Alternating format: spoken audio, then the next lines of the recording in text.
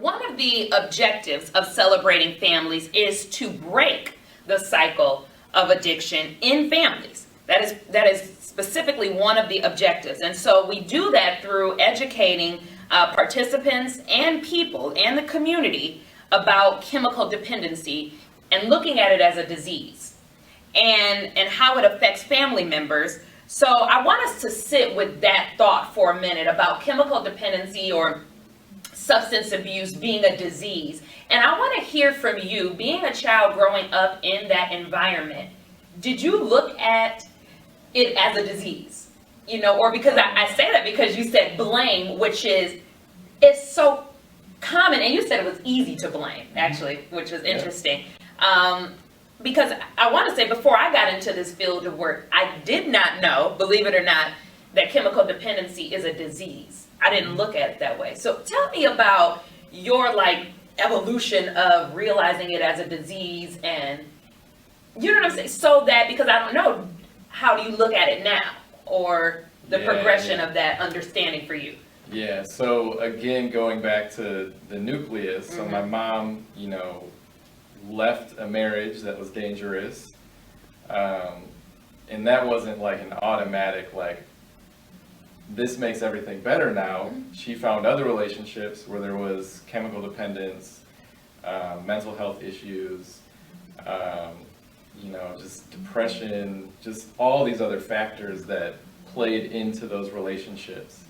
And there was a certain point, she kind of knew that something had to change. She didn't know what it was, but she knew that where she came from, her past marriage, her family dynamics, there was dysfunction.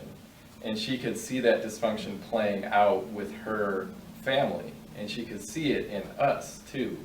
And so she made a decision to do something different, and that difference was seeking out recovery, where she, all sorts of lights started to go off in terms of how she was raised and what she was capable to give to her kiddos.